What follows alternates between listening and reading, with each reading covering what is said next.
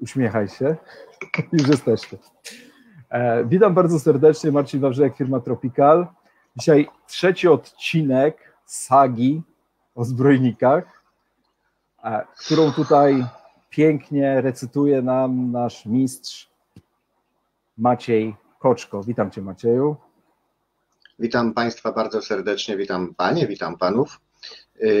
Tak, trzeci odcinek. Ja jestem pełen podziwu dla Państwa, że Wy jeszcze tutaj jesteście i to oglądacie, bo ja sam siebie słuchać nie mogę, a Wy jakby nie jesteście do tego zmuszani. W poprzednim odcinku nie udało nam się omówić tych przez nas zakładanych rodzajów zbrojników. Dzisiaj będziemy to kontynuować. Mam nadzieję, że uda nam się wyrobić w terminie. Więc jakby przechodźmy do rzeczy, bo szkoda czasu, szanowny Panie. Dobrze, najpierw brawa. Dajmy czas na brawa. To ja nie. Matko, jaka mi się trafiła dzisiaj cudowna publiczność. Tak jest, specjalnie dla Ciebie. Dobrze, Macieju, przechodzimy do sedna, przechodzimy do zdjęć, tak jak kazałeś. Dzisiaj Maciej powiedział, że ja nie mam się w ogóle wtrącać, nie mam nic mówić, nie mam zadawać pytań, on po prostu opowie, kończymy, zainkasuje swoje i idziemy do domu. Także zaczynaj. Zaczynam. Proszę Państwa, na początek na tapet weźmiemy sobie Loricarię. Loricarię dość charakterystyczna grupa zbrojników. Budowa ciała wrzecionowata, podłużna. Nie przyczepiają się do szyb, raczej wiecznie leżą sobie gdzieś na dnie, uwielbiają piaseczek. Jest spora grupa tych ryb, które różnią się między sobą nieco wyglądem, ale różnią się również zachowaniami oraz tym, co najchętniej konsumują. Tu na zdjęciu, dzięki uprzejmości jednej z akwarystek, oglądamy sobie Loricarię similime. To jedna z większych. Dorosłe osobniki potrafią osiągnąć około 20-25 cm nawet. Ten osobnik na zdjęciu jest dość wyjątkowy jak na ten gatunek. Jest bardzo jasny. One najczęściej mają takie pasy oliwkowe na przemian z czarnymi. Ten bardziej w brąz wpada. Możliwe, że jest to kwestia tego, że zestresowany był, bądź chociaż podłoże jest ciemne, powinien być ciemny. Ale jest taki, jaki jest, uszanujmy to. Chciał być w tym kolorze, to się zrobił w tym kolorze. Zobaczmy kolejne zdjęcie. Już, proszę bardzo. I jest od razu widoczna spora różnica. Nie dość, że w kształcie, nie dość, że w miejscu przebywania, to przede wszystkim w kolorze. Tu na zdjęciu jest Loricaria L010A. Dołożono taką literkę, żeby ją odróżnić w jakiś tam sposób od innych rybek. Na zdjęciu widzimy samca. Jak widać, nie jest ogolony. Ma szczecinkę na bokach pyska, ma szczecinkę na płetwach piersiowych. To są cechy charakterystyczne u większości w ogóle zbrojników, choć oczywiście nie jest to regułą, że samce posiadają właśnie tego typu dodatki, powiedzmy upiększające. One raczej służą do walk. Samce się między sobą tłuką dość często o grotę, o terytorium, o samiczkę. Używają do tego najróżniejszych właśnie kolców, szczotek na pysku, szczotek na ogonach, bo potrafią się tymi ogonami między sobą przepychać. To wszystko ma powodować podrażnienia i potrafi spowodować naprawdę solidne podrażnienia. W odcinku o rozmnażaniu pokażę, jak potrafi wyglądać pobity samiec albo jak wygląda samica, która była zbyt oporna i trzeba jej było wytłumaczyć, że to już jest ten czas i powinna dać ikrę. Niestety, czasami się tak zdarza, że te rany są tak rozległe i zainfekowane bakteriami bądź jakimiś chorobami grzybiczymi, że taka ryba niestety nam schodzi. Czemu ta Loricaria jest troszeczkę inna niż inne z tego rodzaju? Otóż przede wszystkim przebywać lubi na liściach roślin, nawet przy samej powierzchni wody. Często się wyleguje w promieniach słońca. W odróżnieniu od innych Loricarii chętniej przyjmuje pokarm roślinny, choć oczywiście nie w wzgardzie też i mięsnym. Pozostałe Loricarie raczej zdecydowanie wolą pokarm mięsny, a ten roślinny będą traktowały sobie jako dodatek, czyli wynika nam z tego, że są to ryby wszystkożerne. Tylko że, proszę Państwa, to, że jest ryba wszystkożerna, jak ktoś tak usłyszy, prawda, to nie oznacza, że skoro je mięso, to będę karmić tylko mięsem. No nie, dajmy jej czasem coś do zjedzenia również roślinnego. Niech to będzie urozmaicony pokarm. Ryba wszystkożerna będzie potrzebowała zarówno roślinnego, jak i mięsnego, bo i z jednego, i z drugiego będzie wyciągała to, co jest jej do życia potrzebne. Także tu mamy samczyka. Zobaczmy, co jest na następnym zdjęciu. Chyba też będzie jeszcze ta sama Loricaria L010A. Tu jest młody osobnik i proszę się nie sugerować, że to samiczka, bo nie ma tych wąsików czy tych kolcy. To jest zbyt młoda ryba na to, żeby mieć zewnętrzne cechy dymorfizmu płciowego właśnie w postaci tych szczecinek. Widzimy ją tutaj w całości, ta jednak jest na dnie. To jest najczęściej wykorzystywane miejsce w zbiorniku przez Loricarię. Siedzą sobie na dnie, potrafią się w tym piasku zakopać, zagrzebać, uwielbiają piasek. Także jeśli chcemy mieć Loricarię, miejmy na dnie piasek, to jest dla nich idealne podłoże, jakie możemy dać tym rybkom. Cóż tam dalej, szanowny panie? Już pokazuję. A tu mamy zdjęcie, którym też reklamowaliśmy dzisiejszy odcinek. Tak Są jest. to Loricarie Rio Atabapo, czyli pochodzą z rzeki Atabapo. Anglicy nazywają je płaczącymi, dlatego że dość charakterystyczne pasy idące od pyska przez oczy wyglądają tak, proszę teraz żeńską część widowni, żeby się nie obraziła, że wspomnę, jakby się wam makijaż rozmazał, kiedy płakałyście. I stąd wzięła się nazwa, naprawdę nazywa się Crying Whiptail, płaczący zbrojnik, no bo wygląda tak, jakby się tusz rozmazał przy płaczu i spłynął w dół spod oczu. Przepiękne zbrojniki, jak dla mnie oczywiście, fantastyczne zachowania rozrodcze. Niestety nie byłem w stanie nagrać filmu, gdy miałem tarłów w akwarium. Samiec na płetwach piersiowych podpiera się, stoi nad piaskiem, dotyka tylko płetwami piersiowymi i końcem ogona do piasku, pręży się cały, drży i wykonuje taniec dookoła samicy. Trwa to pół godziny, 45 minut i po tych zalotach, czy tym prezentowaniu się, jaki jestem wspaniały, samica zaczyna składać ikrę, którą on zapładnia, a następnie będzie ją nosił cały czas ze sobą. W jaki sposób? To w następnym odcinku się dowiemy. To zdjęcie, jak widziałem je na zapowiedziach, to tak mi się wydawało, że to właśnie kolega Marcin szepcze mi do ucha, tylko mów szybko, żebyśmy zdążyli w tym odcinku o wszystkim. Poproszę kolejne zdjęcie.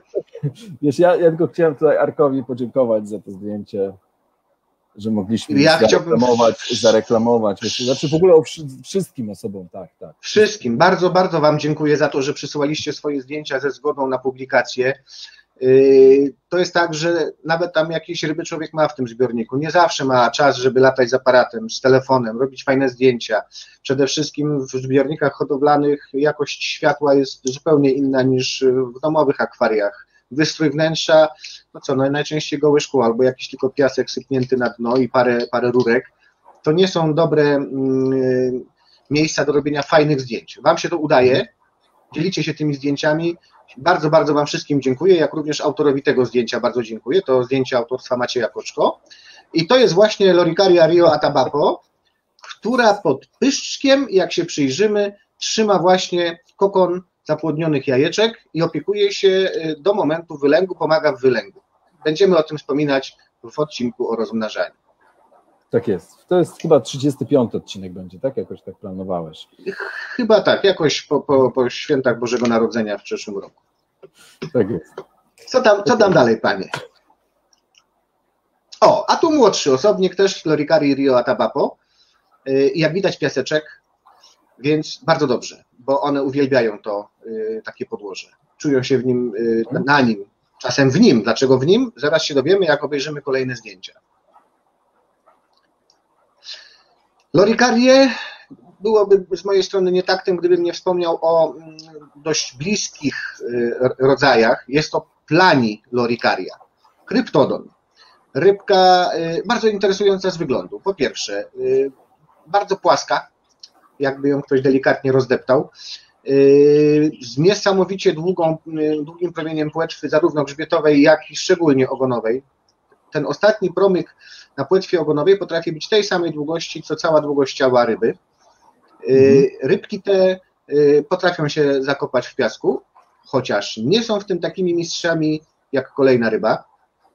No i tutaj od razu będę prosił o wybaczenie, bo ta kolejna ryba to niestety nie należy do Loricarii. Jest to Pseudohemiodon apitanos, nie posiada polskiej nazwy ta ryba. Tutaj wyszły do jedzenia i dlatego możemy je obserwować w całej okazałości. Natomiast przez większą część dnia ryby te czują się bardzo bezpiecznie, bo zakopują się w piasku tak, że wystają im tylko oczy. A oczy mają osadzone na samym czubku jakby głowy, one są najwyższym punktem tej ryby, w związku z tym widzą całe otoczenie, a nie widać ryby. Z jednej strony zachowanie bardzo ciekawe, z drugiej strony akwarysta może powiedzieć tak, no mam rybę, ale jej nie mam, bo widzę tylko oczy przez cały dzień. Nie żartujmy sobie, ta ryba wyjdzie do pokarmu, wyjdzie nocą, gdy zbliża się już pora nocna, są bardziej aktywne i jak większość zbrojników w akwariach, poza pewnymi jakimiś tam delikatnymi wyjątkami, większość ryb prowadzi raczej nocny tryb życia. Wielu akwarystów narzeka, że no kurczę, kupiłem sobie jakąś tam rybkę, wpuściłem do zbiornika i wtedy ostatni raz ją widziałem. To może świadczyć o tym, że ta ryba nie czuje się bezpiecznie w tym zbiorniku. Być może ma zbyt duże ryby do towarzystwa, zbyt agresywne. Być może światło jest zbyt silne. Potrzebowałaby jakiejś zmiany aranżacji bądź zmiany obsady w zbiorniku, żeby nabrać pewności siebie, żeby zacząć częściej w ciągu dnia wychodzić, szczególnie jeśli podamy pokarm. Dlatego warto się nad tym zastanowić. Czy to, że jej nie widzimy, to dlatego, że taka skryta jest z założenia, czy dlatego, że nie dajemy jej szansy na to, żeby się pojawiła, bo się czegoś boi. Przemyślmy to i spróbujmy coś zrobić, żeby jednak widywać nasze rybki częściej, bo są piękne, więc warto by je sobie pooglądać. To chyba było ostatnie zdjęcie. Nie. Ach, nie, rzeczywiście nie. To akurat jest słabsze, bo to Koczko robił. To jakby można było jeszcze kolejne, to jest Loricaria parva, bardzo popularny zbrojnik, łatwo dostępny w sklepach, pojawia się dość często. Tu czemu to zdjęcie? Ja wiem, nie jest za ostre. Nie mam talentu. Ale chciałeś pokazać jakieś swoje po prostu, tak? Tak, oczywiście, że tak. Nie, jak się przyjrzymy temu zdjęciu, zobaczymy, że tu również widać, że to samiec. Nie dość, że ma szczecinki po obu stronach pyska, to nawet, jak każdy prawdziwy macho, ma obrośnięte tymi włosami plecy. Ja bardzo się z nim zżyłem w związku z tym, czuję się, że jesteśmy braćmi. Naprawdę, zaraz za głową, jak się przyjrzycie Państwo, widać, że jest obrośnięty właśnie taką krótką szczecinką. To jest dość stara ryba, w związku z tym tej szczecinki będzie miała dużo właśnie w okolicach głowy, czy tutaj między płetwami piersiowymi. To charakterystyka również samca u tego gatunku. Ryba łatwa w hodowli, znosi, naprawdę można ją rozmnażać zarówno w miękkiej, kwaśnej, jak i w lekko zasadowej wodzie i twardszej. Radzi sobie w tych warunkach, przyzwyczajona, bo dość często rozmnażana w akwariach już od dawna i pewnie do czynienia mamy często z pokoleniem F1, F2, F3 bądź nawet wyższym, które łatwiej znosi gorsze warunki wodne niż dzikie ryby. No to co? Loricarie, tylko dokończę, jeszcze w takim razie podsumujemy. Wszystkożerne? Większość gatunków woli jednak mieć w diecie przewagę pokarmów mięsnych. Niektóre będą sobie wybierały raczej glonki, raczej pokarm roślinny, ale nawet te mięsne też co jakiś czas powinny dostać pokarm roślinny, żeby urozmaicać im dietę. Bardzo spokojne, bardzo towarzyskie, nadają się niemalże do każdego akwarium, panie Marcinie. Także polecam te rybki nawet początkującym akwarystom. Czyli mogę sobie zakupić, dziękuję. No to jeszcze musisz trochę poćwiczyć tą akwarystykę. A, właśnie, bo jeszcze a propos tej Loricarii, o której żeśmy rozmawiali, czyli tej Loricarii Rio Atabapo, zwanej płaczącą, pozwolę sobie na jej przykładzie jeszcze powiedzieć o jednej rzeczy. Ta ryba pochodzi z rzeki Rio Atabapo. W rzece tej płynie bardzo miękka i kwaśna woda. Czasem na grupach zdarza się, że pytają się ludzie, czy można trzymać byłoby zbrojniki na wodzie niemalże samego RO. No i dość często spotykają się takie pytania z odpowiedzią, że jak to, na samej wodzie RO to nie można, bo zabijesz ryby. Słuchajcie, w rzece Rio Atabapo przez cały rok płynie sobie woda, która ma pH 4,1, maksymalnie 4,2 i przewodność tej wody w tej rzece wynosi od 8 do 10 mikrosiemensów. Przyznam wam się szczerze, że moja membrana filtra RO daje 12-15 i w związku z tym ta ryba żyje w tych warunkach. Czemu trzymanie ryb na takiej wodzie może być niebezpieczne? Otóż woda, która ma przewodność rzędu 10 mikrosiemensów, nie posiada w ogóle tak zwanego bufora, czyli substancji, które powodują, że wahania pH nie będą zbyt gwałtowne. To jest to niebezpieczeństwo. I tylko na tym należałoby się skupić, mówiąc o tym, że nie powinno się trzymać ryb na czystym RO, czyli że możemy nie dać rady zapewnić stałych warunków zasadowości tej wody, a nie dlatego, że woda RO nie posiada żadnych substancji, dzięki którym ta ryba będzie żyła. W naturalnym środowisku ma przewodność ta woda w granicach 8 mikrosiemensów, czyli to jest niemalże czysta woda demineralizowana, pH 4,1, bardzo niskie.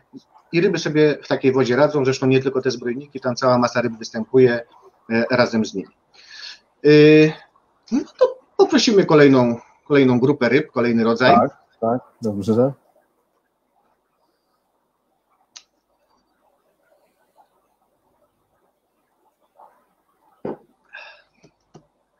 Czym nas zaskoczysz? Uwaga. Och, proszę bardzo. Pekoltie. Pekoltie również należą do ryb wszystkożernych. I tu nawet zdecydowanie powiedziałbym, że pół na pół. Czyli połowa dawki żywieniowej może składać się z pokarmów roślinnych, połowa z mięsnych. Jeśli wiemy o tym, że niebawem ryby będą miały przystąpić do tarła, to wtedy ewentualnie przez dłuższy czas, 2-3 tygodni możemy karmić zdecydowaną przewagą mięsa, żeby łatwiej było samicom zaikrzyć się porządnie. Natomiast nie przesadzajmy w normalnym czasie z karmieniem mięsem, bo nam się zrobią rybki, które będą wyglądały, jakby połknęły piłeczkę ping-pongową, a to szkodzi rybom. Szkodzi przede wszystkim wątrobie, odpuszczają się narządy wewnętrzne, taka ryba będzie łatwiej podatna na choroby. Na zdjęciu mamy osobnika Pekoltia compta, czyli L134, bardzo popularna w zbiornikach, mimo niestety dość wysokiej ceny. Myślę, że jej popularność wynika z tego, że w zależności od tego, z jakiego odcinka rzeki została złowiona, bądź z jakiegoś dopływu tej rzeki, to potrafi się bardzo różnić wzorem na ciele. Zobaczmy następne zdjęcia. Tu widzimy w paski jest, prawda, takie dość regularne paski, a na następnym zdjęciu mamy grupę i ta grupa składa się już z osobników, które oprócz pasków posiadają kropki, paski nie są regularne, są jakieś zygzaczki. To jest ten sam gatunek, tylko różnią się fenotypowo, czyli wyglądem między sobą właśnie w zależności od tego, gdzie były poławiane.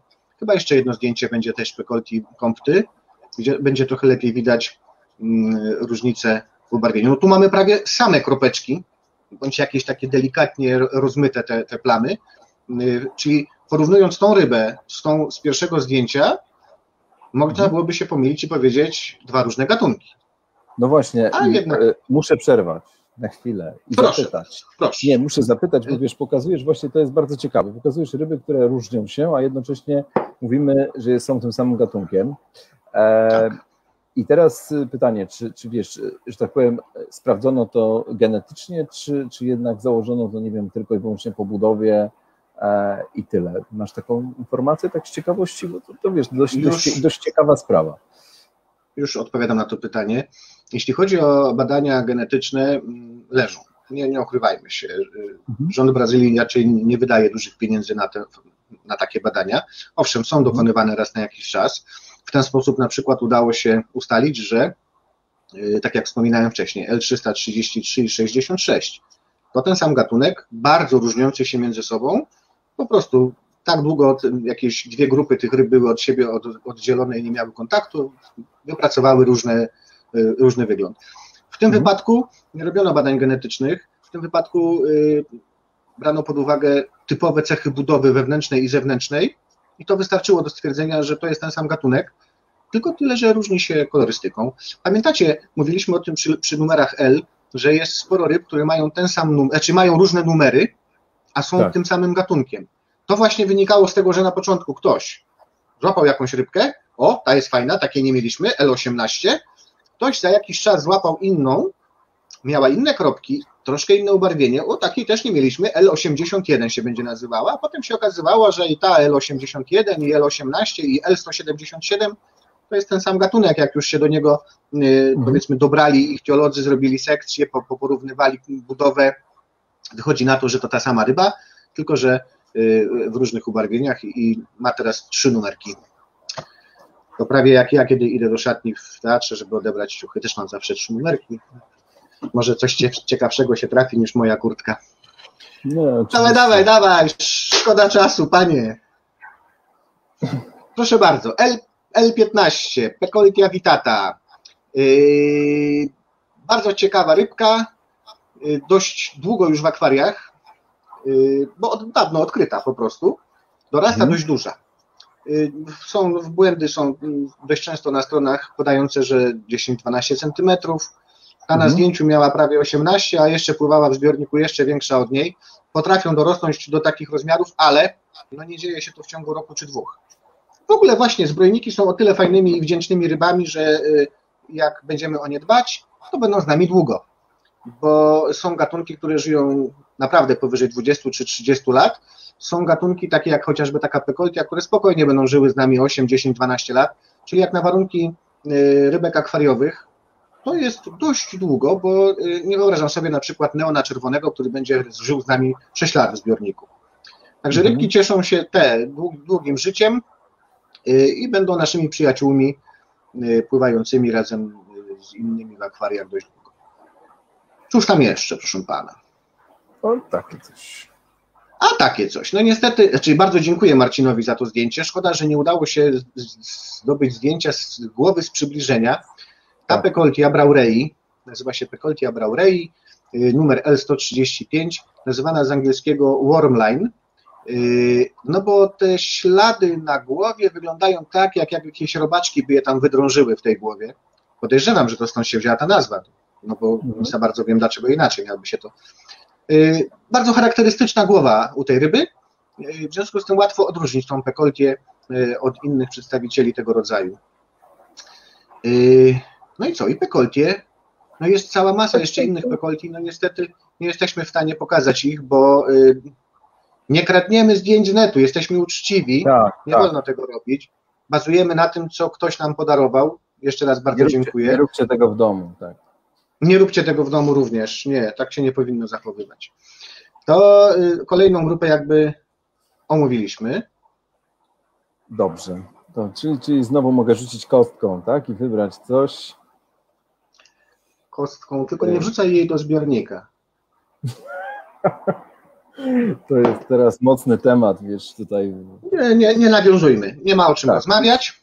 Już nie musimy, dobrze, jak najbardziej. Nawet nie miałem zamiaru. Tak szybko i do przodu. O, proszę bardzo. No to teraz pojawią nam się ryby, które po pierwsze wymagają naprawdę solidnych zbiorników, dużych, bo i rosną duże. Duże to znaczy, że 30 cm to nie jest duża ryba. Mogą dorosnąć do 50 czy 60 nawet centymetrów. Przede wszystkim wymagają niesamowicie dobrej filtracji w zbiorniku, bo popularnie nazywane są przez akwarystów pilarkami do drewna. To są ryby, które owszem, no niby są wszystkożerne, choć zdecydowanie wolą pokarmy roślinne i tu nie powinniśmy przesadzać z karmieniem mięsem zbyt często, żeby nie zrobić im krzywdy, no ale zakochane to one są w drewnie. Uwielbiają gryźć nawet dość twarde gatunki drewna, choć oczywiście łatwiej byłoby im, gdybyśmy pozwolili dać do skonsumowania coś miękkiego. W ogóle przy zbrojnikach, które potrzebują drewna do swojej diety, polecam Państwu gatunki, może nie tyle gatunki, drewno miękkie, czyli na przykład wyciągnięte z torfowisk. Jak weźmiemy takie drewno do ręki, mokre, nasiąknięte, sprzedawane na przykład gdzieś tam w sklepach, które nie wyschło i było pochodzenia z torfowiska, to bardzo łatwo jest je nawet paznokciem zdjąć wierzchnią warstwę.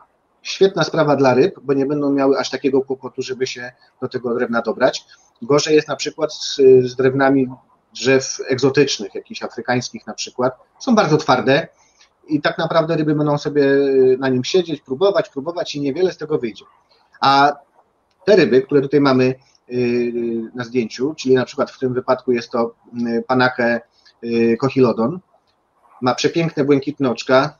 Myślę, że powinna się podobać sąsiadom za naszej zachodniej granicy. Te ryby uwielbiają jeść drewno. Co się z tym wiąże? Resztki tego drewna, wiórki nazwijmy to, będą się walały po całym zbiorniku. Trzeba często sprzątać albo mieć jakiś wydajny system filtracji, który będzie jakoś usuwał to pogryzione drewno ze zbiornika. No albo decydujemy się na taką rybę z pełną świadomością tego, że dno będzie wyglądało tak, jak będzie wyglądało. Roślin nie ma co trzymać przy tej rybie, bo zrobi z nich sobie sałatkę i zje natychmiast. Twardszych roślin też bym nie proponował, bo skoro radzi sobie z drewnem, to poradzi sobie i z twardszymi, a takie rośliny jak anubiasy, gdyby komuś przyszły do głowy, mogą być niebezpieczne. Zawierają sobie w kłączach substancje, które nie do końca muszą być dla tej ryby zdrowe. To jeden z przedstawicieli rodzaju, natomiast poproszę kolejne, które też powinny zachwycić.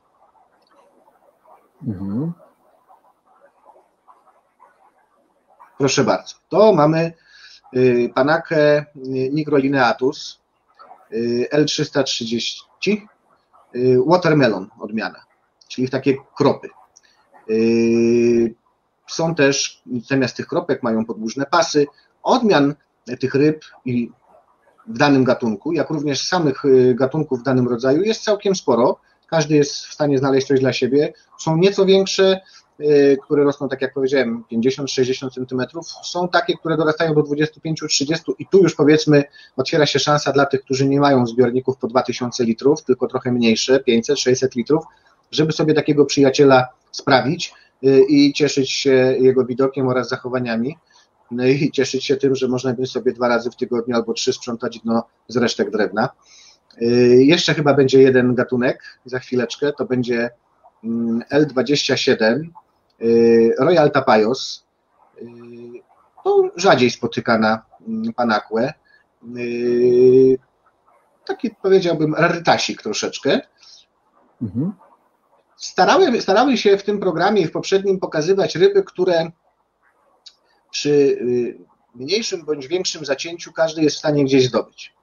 Czy to w sklepie akwarystycznym, czy gdzieś na portalach, gdzie można nabyć ryby, od jakiegoś znajomego hodowcy, gdzieś się na grupie dowiemy, ktoś ma, są też importerzy przecież u nas w kraju, więc raczej omawialiśmy gatunki, które nie są jakimś tabu, że ktoś kiedyś widział, że ktoś u kogoś tam napisał, że ktoś miał 15 lat temu. I od tamtej pory słuch zaginął. Nie, o takich rybach nie rozmawiamy. Pokazywałem i będę jeszcze za chwileczkę pokazywać ryby, które naprawdę każdy ma szansę zdobyć. No, tu ewentualnie barierą mogą być ceny. Nie ma co ukrywać. Niektóre potrafią osiągać naprawdę wysokie kwoty i nie każdego akwarystę stać na takie ryby. Poza tym istnieje takie ryzyko, że niestety to jest tylko ryba i jak nie potrafimy się nią zająć odpowiednio, to może się stać przykra rzecz, po prostu ryba odejdzie. Koszty są wysokie i to też może zniechęcać niektórych, ale do wszystkiego trzeba powolutku, małymi kroczkami zacząć zabawę ze zbrojnikami od jakichś wytrzymalszych, to po pierwsze, po drugie no, tańszych, że gdyby się nie daj Boże coś stało, to nie będzie aż takiej straty. Właśnie, bo nie mówiliśmy jeszcze chyba o tym, albo nie pamiętam, zbrojniki są dość wrażliwe na jakość wody, bardziej niż inne ryby.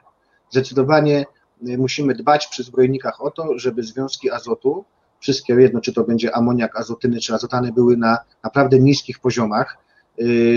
To się może troszeczkę jakby kłócić na przykład z akwariami roślinnymi, gdzie jednak poziomy azotu muszą być trochę wyższe, żeby rośliny miały z czego czerpać. No i właśnie tu mamy tą sytuację, że zbrojniki najczęściej trzymane są w akwariach, gdzie roślin prawie nie ma. Bo i w naturalnym środowisku ciężko uświadczyć rośliny, raczej skały, raczej jakieś konary drzew, które spadły do wody i sobie gdzieś tam utknęły w tej rzece. Roślin niekoniecznie, jeśli już są rośliny w takiej rzece, to pewnie gdzieś na płciznach, gdzie raczej zbrojniki nie bytują, bo wolą jednak szybki nurt, większą głębokość, skały, kamienie, gdzie się mogą schować i czują się bezpiecznie. No, zaskocz mnie, co tam masz teraz dla mnie? Ciężko cię zaskoczyć, skoro ty i tak sam przygotowałeś te zdjęcia, no to wiesz. No ale mieliśmy o tym nie mówić, to miało wyjść na to, że ja po prostu wiem wszystko o wszystkim. To tak się... I tak wiesz wszystko o wszystkim, przecież to normalnie. Maciej Kotko, znany medium.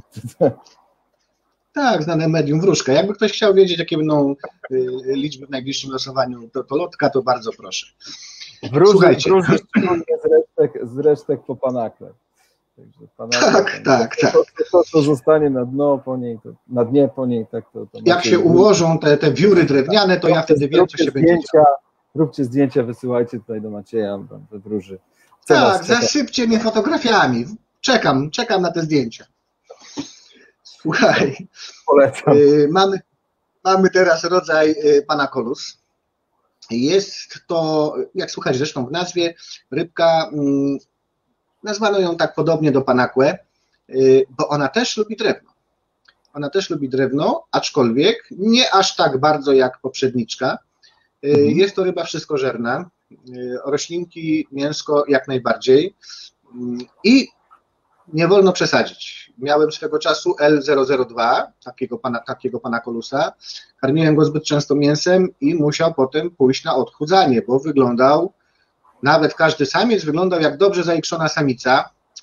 Nie jest to dobrze dla tych rybek, dla żadnych rybek nie jest dobrze. Pamiętajcie, wyznajemy zasadę, lepsza ryba, zdrowsza jest przegłodzona niż przekarmiona. Nie przekarmiamy, bo to tak może być, że o Jezu, bo ona tak ładnie je, ja bym chciała ją jeszcze nakarmić, i dziecko by chciało nakarmić, bo przecież i sąsiedzi przyszli, chodźcie, zobaczycie, jak nasze rybki pięknie jedzą. No i te rybki dostają 12 razy dziennie garść pokarmu, który im spada z nieba jak manna, wcinają, no bo co mają robić, dają, to biorę. I jest źle. Jest źle. Ryby w naturalnym środowisku spędzają większą część swojej aktywności, na przykład zbrojniki nocą, inne ryby w ciągu dnia, na aktywnym poszukiwaniu pokarmu. W związku z tym bilans energetyczny takiej ryby jest tylko lekko na plusie. Oczywiście młode ryby wykorzystują ten plus na to, żeby rosnąć, tylko że one pojawiają się na świecie w takim momencie, kiedy tego pokarmu jest więcej w naturalnym środowisku. Natomiast taka generalnie zasada jest, no, ryba zjada tyle, że wystarcza jej to do normalnego funkcjonowania i taki delikatny zapasik jeszcze z tego ma.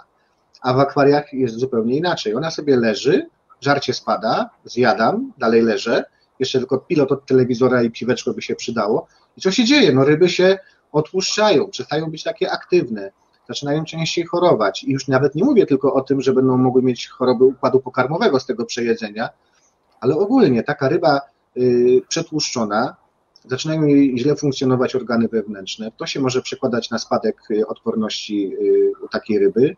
No to już jest najprostsza droga do tego, żeby się wdała jakaś infekcja albo jakiś pasożyt ją zaatakował. No i co? I trzeba będzie się z przyjacielem pożegnać, jak nie zareagujemy zbyt szybko. Nie przekarmiajcie. Bardzo Was proszę. Karmcie dobrymi pokarmami. Opowiemy zaraz o pokarmach, które warto stosować. Tylko z umiarem, kochani, z umiarem. Zobaczmy, moment, nie opowiedziałem, co tu widzimy na zdjęciu. Rybę, tak, jak najbardziej. Jest to Panaculus albivermis, czyli L204. To zdjęcie może nie oddaje uroku tej ryby. Słuchajcie, w fajnym akwarium, na przykład w Blackwater, będzie bardzo fajnie widać te białe pasy, bo one niemal aż świecą.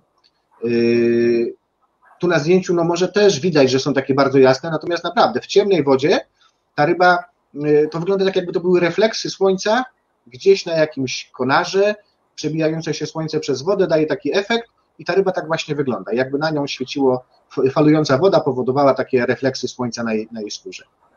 Bardzo ładne zbrojniki, dorastające do około 16 cm, ale to też trzeba chwilę poczekać, żeby osiągnęły ten rozmiar. No i tylko brudasy, jak to mówią akwaryści ze zbrojnikami za pan brat, brudasy, no bo drewno wcinają i też to drewno się będzie walało po całym zbiorniku. Poproszę kolejne zdjęcie, szanowny panie. Bardzo proszę. O, i tu kolejny Panacolus, ten się nazywa akurat Hange. I tu chyba cię zaskoczę, nie pamiętam, czy ma numerek, chyba nie ma swojego numerka, ale skoro ma nazwę gatunkową, to nie musimy pamiętać o tym, że ma numerek. Bardzo charakterystyczna budowa dla całego rodzaju. I dlatego też często są pomyłki. Gdybyście Państwo sobie zechcieli ewentualnie we własnym zakresie wygooglować taką rybkę jak L397, L002 i L306, to zobaczycie, że te ryby różnią się między sobą nieco układem pasów, nieco zagęszczeniem w okolicach pyska, ale tak naprawdę jakby wpuścić ją do zbiornika i co to za ryba? No to można się pomylić, bo są do siebie bardzo podobne.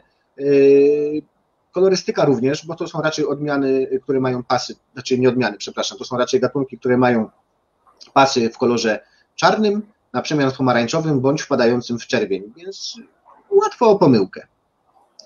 Poproszę kolejnego osobnika. Bardzo proszę. I kolejny Panaculus L104 Panaculus maccus. To jest rybka często spotykana w zbiornikach, bo pojawia się w sklepach akwarystycznych z tego powodu, że jest niedroga w imporcie, mało osób ją rozmnaża, więc raczej ryby, które zobaczymy w sklepie, pochodzą z jakichś tam hurtowni, które miały import z Ameryki Południowej. Nieduża rośnie do 8-10 cm, więc nadaje się do większości zbiorników i tak jak wspomniałem, dużo sklepów posiada co jakiś czas w sprzedaży tą rybkę. Zdarzają się problemy, mylą ludzie często tą właśnie z tym pierwszym, o którym wspominałem, z L204, dlatego że te pasy potrafią czasem mylić. Tu też ma takie pasy w pionie, też takie niby refleksy słońca, no tamten ma zdecydowanie mocniejsze te pasy, zdecydowanie bardziej regularne, u tego na pysku jeszcze jakieś kropki, ale często się zdarza, że ludzie mylą te dwie rybki ze sobą. I kolejne. I kolejne. I tu wracamy, o właśnie, i tu mamy znowu L204, czyli Albivernis. I jak widać już nieco inny układ tych pasów. Ten na pierwszym zdjęciu był taki naprawdę książkowy, wyjątkowy, bardzo ładnie zbudowany. Oczywiście niech się Gosia nie obrazi, ten też jest przepiękny, bo dziękujemy bardzo za zdjęcie.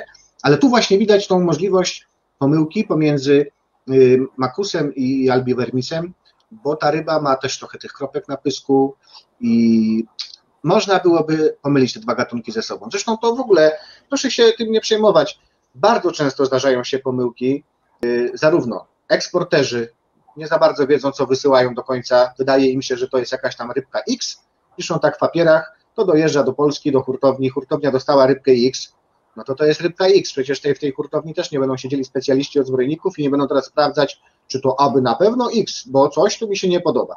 To idzie do sklepu jako X, sklep sprzedaje jako X, pani Kowalska kupuje jako X i ma rybkę X, po czym po 4 latach okazuje się, że to nie jest X, tylko Y, co teraz będzie. No, warunki tak, ale podobne. Po tych 4 latach to jest dlatego się tak dowiaduje, że wiesz, wchodzi na grupę, na której siedzi ktoś taki jak nasz tutaj szanowny gość i ta osoba mówi, nie, to nie jest ta ryba.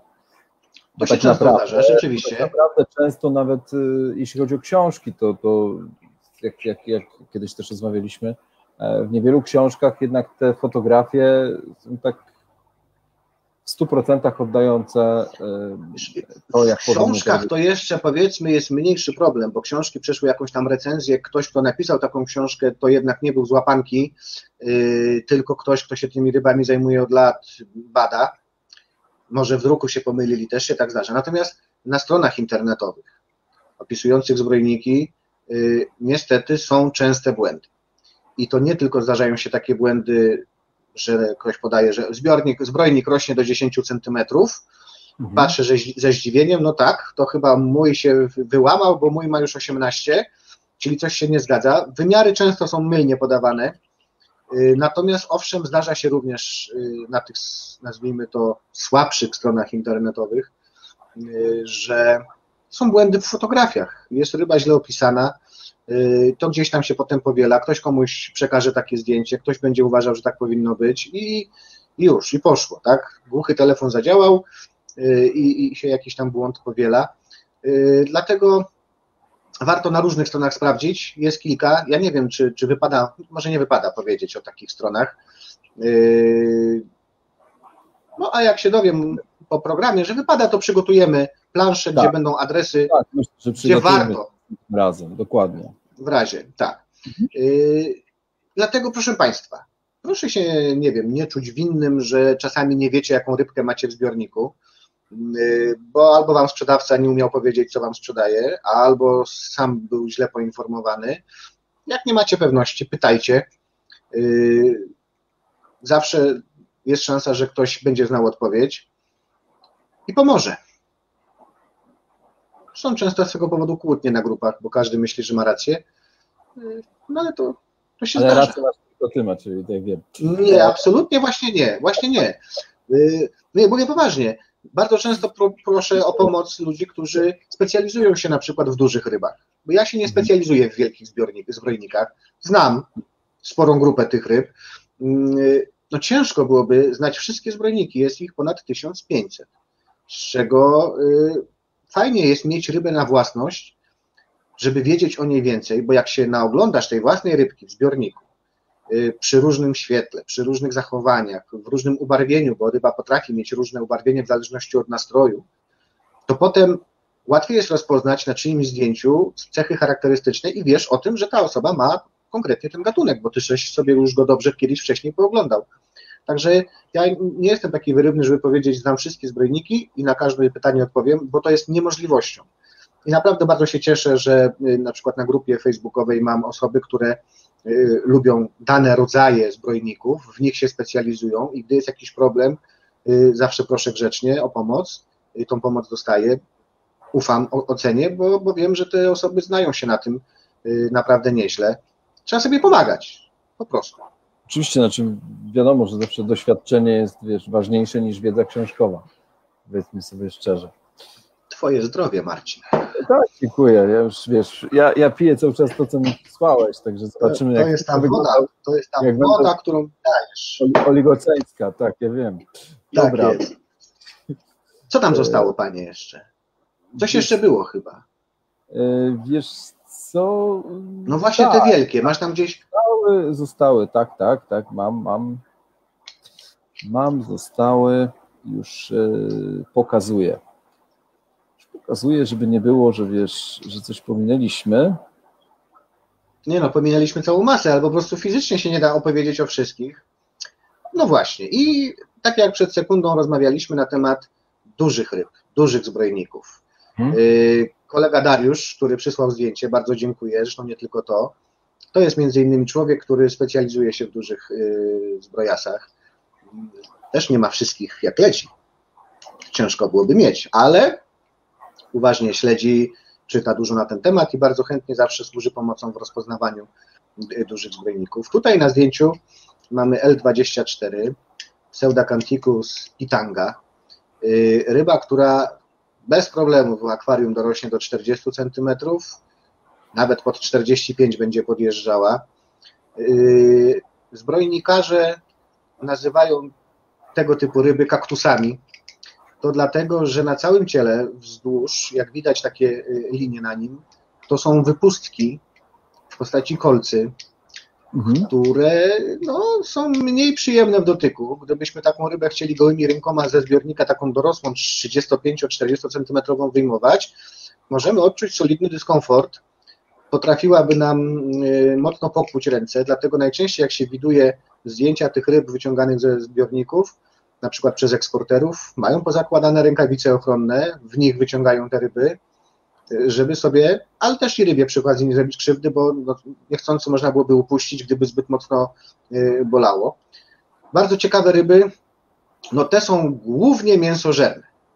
To są ci sprzątacze dna w rzekach, jak jakaś duża ryba padnie, będą pomagały usunąć zwłoki, więc karmimy zdecydowanie mięsem. Tu, żeby było ciekawiej, tak się złożyło, naprawdę tak się złożyło, nie to, że to jakaś ustawka. Jest nakarmiona ta ryba pokarmem Tropicala Carnivore.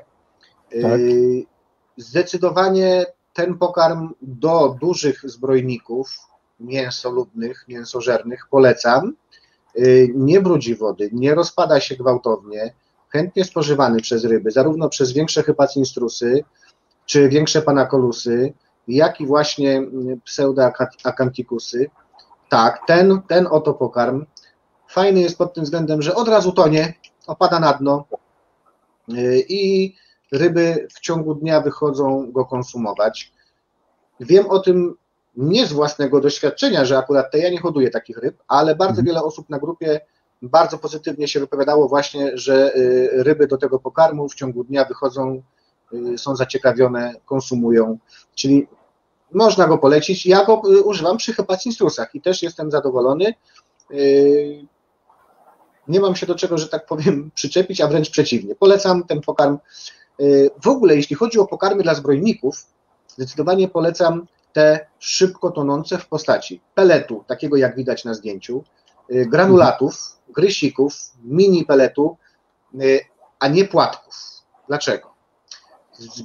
Zbrojniki trzymamy w akwariach, gdzie powinien być bardzo silny prąd wody, dobrze natleniana ta woda, czyli tak naprawdę w toni wodnej powinniśmy mieć mnóstwo unoszących się bąbelków powietrza. To jakby nie sprzyja skarmianiem płatkami. Te płatki będą wirowały po całym zbiorniku. Będą ciężko osiągalne dla naszych ryb, które pobierają pokarm z dna. Owszem, gdzieś tam w jakimś miejscu w zbiorniku zawsze znajduje się strefa martwej wody, tam te płatki będą osiadały. I co? I wpada w takie płatki ryba, która chce je zjeść i własnym ciałem robi już taki bałagan w tym miejscu, że te płatki znowu się podrywają do góry, gdzieś tam pływają, osadzają się na gąbce od filtra, tam będzie prościej zjeść. No ale to chyba nie o to chodzi. Karmimy pokarmem takim, po prostu, może nieprawidłowego słowa teraz użyję, ale dedykowanym do danego gatunku. To używajmy granulatów szybko tonących czy peletów, no bo to właśnie o to chodzi, żeby dobrać pokarm pod nasze ryby, a nie na odwrót. To niech to nie ryby się gimnastykują, że mają coś zjeść, tylko niech mają trochę prościej. Przejdźmy do kolejnego zdjęcia, to ja dalej będę tutaj bajdurzyć. Proszę bardzo. A tutaj, bardzo. proszę bardzo, mamy na zdjęciu 2 ogonki i to są 2 ogonki należące do 2 różnych gatunków kaktusów. Jeden to ten z tyłu, który ma takie dłuższe promyczki w płetwie ogonowej, to jest właśnie L24, czyli ten sam, który przed chwileczką był, czyli Pseudacanthicus pitanga, a ten pierwszy to jest Pseudacanthicus leopardus, czyli L600. To zresztą ostatni numerek, jaki jest pod L-kami tak zwanymi. Wyższego numeru na razie nie ma. L600, też przepiękna ryba. Na następnym zdjęciu chyba będziemy mieli okazję zobaczyć w całości. Tak. No majestatyczny potwór. Bardzo silnie zbudowany. To jest ryba, która bez problemu przesunąć może ciężkie przedmioty w akwarium. Kiedy się takie ryby ze sobą 2 samce biją, to tylko patrzymy, co się dzieje w tym zbiorniku, bo naprawdę dużo się może wydarzyć, a biją się ze sobą chociażby w okresie przed tarłem. Kolega Dariusz, który zdjęcie nam tutaj przysłał, miał już udane tarła tych ryb w zbiorniku. Był kłopot z wychowaniem młodych, ale ten kłopot jest często opisywany na forach, że nie jest łatwo odchować młode. Trzymam kciuki za Darka, bo właśnie aktualnie jego samiec i samica mają się ku sobie, być może nawet już złożyły ikrę, więc trzymam kciuki, żeby się jednemu z polskich akwarystów udało mieć przychówek tej ryby, bo to zawsze jakieś fajne osiągnięcie, jest się czym pochwalić. Ja zawsze trzymam kciuki, naprawdę, za wszystkich, którzy mnożą ryby, żeby im się udawało. Służę swoją pomocą w miarę własnych możliwości, doradzam, jak to zrobić, bo jeśli udaje się nam mnożyć ryby w akwariach, ryby, które są najczęściej pozyskiwane ze środowiska naturalnego, to jakby odciążamy to środowisko. Nie będzie większych połowów, no bo łatwiej będzie dostać lokalnie rybę od hodowcy w lepszej cenie niż importowana, bo są koszty mniejsze. Dlatego rozmnażanie ryb jestem jak najbardziej na tak. Pomagajmy przyrodzie, róbmy wszystko, a poza tym fajnie byłoby, gdyby nasi podopieczni mogli spełnić jedną ze swoich potrzeb życiowych, tak? Czyli po prostu osiągnięcie posiadania potomstwa. To dla ryb też jest ważne, naprawdę. Szczególnie u takich ryb jak te, które opiekują się ikrą, pilnują tego, mają jakiś wkład, to nie jest neon, który zrzuci z siebie ikrę i już go więcej nie interesuje, albo nawet jest co jeść, dużo ikry pływa, to sobie podjemy. Nie, zbrojniki najczęściej opiekują się aż do wylęgu, a nawet jeszcze po wylęgu, na przykład ancistrusy czy takie pseudacanthicusy trzymają narybek w grocie, dopóki narybek nie jest w pełni gotów do tego, żeby samodzielnie pływać i pobierać już pokarm, wtedy dopiero rodzic, tatuś, bo to tatusiowie się najczęściej zajmują ikrą i potomstwem, pozwala młodzieży opuścić grotę, wypływają w daleki świat i zaczynają sobie od tego momentu radzić same, więc to jest wewnętrzna potrzeba tych ryb, głęboko zakorzeniona, że trzeba tą prokreację robić, żeby właśnie zachować długość gatunku. Dajmy im szansę, spróbujmy stworzyć im takie warunki, żeby doszło do rozmnożenia, a jak to zrobić i jakie są te warunki potrzebne rybom, takim jak zbrojniki, to będziemy sobie o tym mówić w kolejnym odcinku właśnie o rozmnażaniu, bo tak jak dużo jest rodzajów zbrojników, tak i dużo jest ich potrzeb, jeśli chodzi o możliwości odbycia tarła, zarówno pod względem fizykochemicznym wody, niektóre potrzebują innych warunków, jedne takich, inne innych, jedne potrzebują rurek, inne potrzebują płaskiego kamienia albo liścia i tak dalej, i tak dalej. Omówimy to wszystko, mam nadzieję, że tamten odcinek przybliży Państwu sposoby rozmnażania i spowoduje, że zapałacie chęcią, żeby stworzyć takie warunki w akwariach, żeby Wasze ryby chciały się rozmnażać. A teraz przejdźmy do tego tematu, jeszcze poopowiadajmy może o pokarmach firmy Tropical. Wiesz co, ja nie zdecydowanie... wiem, czy coś jeszcze nie zostało? Zostało nam jeszcze jedno zdjęcie. A no właśnie, jeszcze jedno zdjęcie, to jest widoczny od przodu, Pseudacanthicus. I cóż on tam wcina? On tam sobie wcina małże. No bo tak jak wspomnieliśmy, głównie mięsożercy. Takie wielkie ryby możemy karmić małżami, możemy karmić mrożonymi krewetkami, oczywiście wcześniej je rozmrażamy. Mogą dostawać stynkę, to taka malutka rybka, dość często sprzedawana jako pokarm mrożony również przez te firmy, które się zajmują kolportażem mrożonych pokarmów, ale jak najbardziej również komercyjnymi pokarmami w dużym granulacie czy w dużym pelecie, będą sobie z nim doskonale radzić. Też potrafią skubać drewno, więc warto mieć jakiś korzeń w akwarium. A jeszcze jeśli mówimy o tych olbrzymach, to tak uprzedzę Państwa może ewentualnie, bo ten błąd często się pojawia, przewija się przez grupy. Często w sklepach można kupić, teraz się narażę właścicielom sklepów zoologicznych, akwarystycznych, na małe rybki wielkości 4, 5, 6 cm, piękne, czarne, z białymi kropkami, z cudowną płetwą ogonową, no po prostu bajeczka, diamencik, każdy by chciał. I jeszcze cena nie jest jakaś zwalająca z nóg. I ludzie kupują te rybki. Najczęściej nawet może być tak, że jej sprzedawca nie wie, co sprzedaje. Przyszło z hurtowni, szefowa zamówiła, trzeba to zhandlować. Ludzie kupują te rybki, rybka rośnie szybko, pięknie rośnie. Troszkę zaczyna tracić te kropki, już nie są takie wielkie, białe, zaczynają się robić małe. Ona jest coraz bardziej czarna i coraz większa i coraz większa. Akwarium moje ma 60 cm długości, ona już się nie mieści. No to żart oczywiście, bo w takim 60-litrowym akwarium ciężko jej byłoby tak rosnąć. Słuchajcie, to jest Acanthicus adonis, najczęściej spotykany w sprzedaży. Czasem jeszcze zamiast tej ryby jest Acanthicus hystrix L155. Obie te ryby, kiedy są małe, jak to zazwyczaj, ja też kiedyś jak byłem mały, to byłem fajny, wyglądają naprawdę nieźle, ale w akwariach dorastać potrafią do 80 albo nawet 100 cm, w naturze do 1,20 m. Robią się z nich potwory.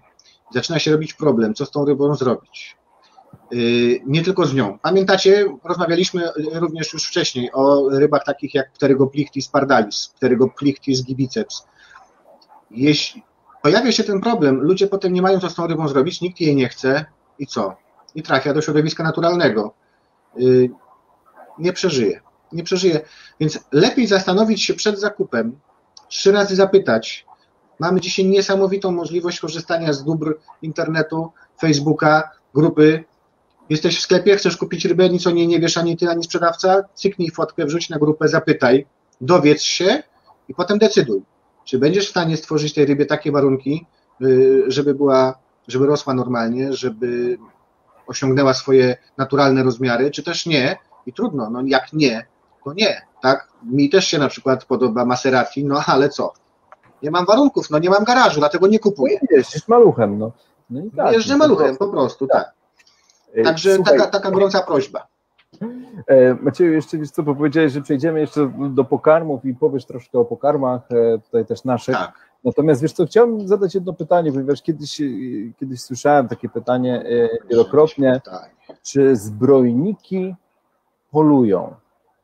A konkretnie to pytanie było związane z krewetkami. Już odpowiadam na to pytanie. Choć specjalistą od krewetek nie jestem, ale znam bardzo wiele osób, które są. Dawno temu, kiedy ja się troszeczkę w krewetki bawiłem, pytałem o takie rzeczy, właśnie czy są jakieś zbrojniki, które można byłoby trzymać z krewetami.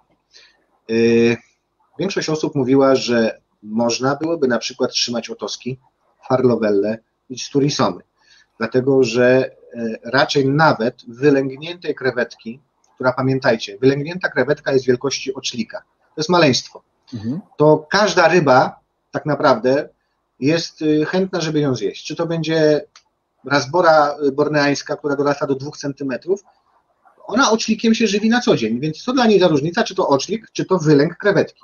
Nie ma z tym problemu. Natomiast czy otoski są w stanie zjeść, nie prowadziłem takich badań, czy będą atakować, czy będą aktywnie gonić za żywym zwierzęciem, żeby go zjeść. Nie widziałem nigdy takich zachowań u swoich ryb. Nie słyszałem o takich zachowaniach od wszystkich znajomych, których mam ich całkiem sporo, którzy trzymają duże ilości zbrojników. Spotkałem się, i było to dla mnie dużym zaskoczeniem, ale widziałem również zdjęcia i filmik, że Sturysoma aureum, ta nasza roślinożerna, piękna istotka, przyczepiała się do paletek i nie chciała z niej odpłynąć, atakowała ją, nazwijmy to w cudzysłowie, wisiała na niej i wcinała z niej śluz. Prawdopodobnie było to wtedy, kiedy palety mają młode i wydzielają śluz, który ma w sobie sporą zawartość białka, żeby młode miały jak rosnąć. Bardzo możliwe, że ten śluz stał się atrakcyjny dla Sturysomy. Krzywdy jej wielkiej nie zrobiła, nie było ran na rybie, ona po prostu ten śluz zjadała. Nawet te wielkie kaktusy, o których przecież żeśmy rozmawiali, czyli pseudoakantikusy, czy same akantikusy, to są ryby, które są raczej padlinożerne. One zjedzą martwą rybkę, która leży gdzieś tam na dnie. One będą próbowały, jak nie wiem, jakiś pekari wpadnie do Amazonki, utopi się, zalegnie gdzieś na dnie. Pojawią się ryby, które będą go zjadały i wśród tych ryb między innymi będą również właśnie zbrojniki mięsożerne, które gdzieś tam sobie wpłyną, znajdą miejsce między żebrami, między jakimiś kośćmi w tej rybie i będą wyjadały to mięsko surowe z tej ryby. Między kośćmi, żeby była jasność, będą żerowały, będą ogryzały kostki z mięsa. Tak, to prawda, tak się zdarza, natomiast jak już wspominałem w poprzednim odcinku, robią to w dużej ilości, więc porcja tego mięsa na jedną rybę jest nieduża. Jest wielka konkurencja pokarmowa i przede wszystkim są to ryby typowo mięsożerne, więc ta ilość mięsa w ich układzie pokarmowym jest po prostu czymś normalnym i naturalnym.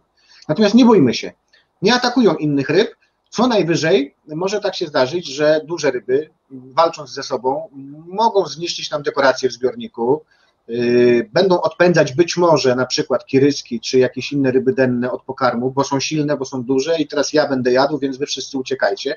No, czasami robi się solidny bałagan na dnie podczas karmienia. Okej, dziękuję ci bardzo. No, polecam się. Pokarmy, bo czas nas goni. Tak. Jak wspominałem, słuchajcie, używam głównie granulatów, mini granulatów i nie bójcie się używać małego pokarmu dla dużych ryb, tak jak rozmawialiśmy ostatnio. Pokarm mniejszy, sypnięty na większą część dna powoduje, że duża ryba też go sobie będzie jadła, tylko będzie musiała się skupić, żeby pozbierać większą ilość tych małych ziarenek, ale mniejsze ryby będą miały również dostęp do pokarmu, nie będzie tej konkurencji, nie będzie walki o pokarm. Ja stosuję na przykład, zacznijmy od takiego pokarmu, D-Alio Plus w granulacie. Jaka wielkość granulatu? Teraz może uda mi się pokazać, spróbujmy tak. Troszkę wyżej. Widać wielkość, widać. Teraz pokażę wam ten granulat na przykładzie pokarmu w kubełku, gdyż używam czego jeszcze? Używam takiego pokarmu, czyli krill w granulacie. Jest fajny, jeśli na przykład, ogólnie można go stosować, ale ja na przykład specjalnie używam go, żeby raz na jakiś czas zobaczyć, czy ryby mają dobrej jakości odchody, bo to są bardzo ważne rzeczy. Mianowicie widać po prostu czerwone odchody, jeśli są zwarte, jeśli mają jednolity kolor, mogą być długie, to nie przeszkadza tak naprawdę, to jest wszystko ok. To znaczy, że ryby nie mają pasożytów wewnętrznych, trawią odpowiednio i widać po prostu elegancko, na przykład na białym piasku, czerwone odchody, jaki mają kształt, czy są zwarte, czy jest wszystko dobrze z rybami. Granulat ten ma tę samą gramaturę, co ten przed chwileczką omawiany. Jeszcze raz spróbuję pokazać. O. To jest taka, powiedziałbym, kaszka jaglana, mniej więcej w wielkości. Coś tu brzydko pachnie. Nie no, żartuję. Te pokarmy potrafią śmierdzieć, ale one śmierdzą dla nas. Ryby szaleją na punkcie tych zapachów. Im bardziej śmierdzący, tym lepszy. Pamiętajcie. Co my tu jeszcze mamy?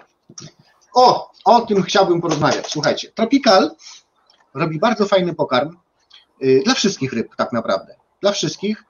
Ja używam go przy zbrojnikach, używam go również przy skalarach, przy kiryskach. Pokarm, który warto podać, teraz nie wiem, bo może mnie znienawidzą w tym tropikalu, ja powiem, że nie podajemy go codziennie. Nie podajemy go codziennie, zróbmy sobie tak, że na przykład podajemy go przez 2-3 dni pod rząd, a potem wracamy do naszych innych pokarmów i wracamy do tego, który zaraz Wam pokażę, bo taka tajemnica na razie jest wielka. Wracamy do niego na przykład po 10 dniach i znowu go podajemy przez 2-3 dni. Ten pokarm to, tadam. Słuchajcie, ja mam zawsze kłopot, żeby w odpowiednią stronę do kamery się... Jest, udało mu się, dobrze, wygrał pan lutownicę. Ja go zademonstruję też w mniejszej, jest to Pro Defense. Czemu? Dlatego, że ten pokarm, jak twierdzi producent, a nie mam podstaw, żeby mu nie wierzyć, Marcinowi to mogę nie wierzyć, ale producentowi to już muszę.